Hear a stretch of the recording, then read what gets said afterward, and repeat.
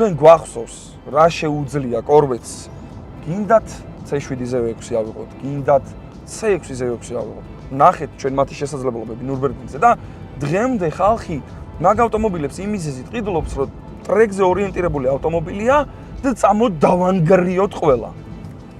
ანუ და აუცილებლად ამას თუ ვინმე ჩათვლით, რომ რამენაირად მეტყვილს ვიძახი, არა, ეს ფაქტია. M2 CSL, სულ ახალი M2 CSL და ძველი 2014-15 წლის ყველაზე ახალი, რაც ნუ მაქსიმუმ მეგასაკი იქნება, C6 Zeo 6 ერთ დროში დადიან ნურბურგრინგზე.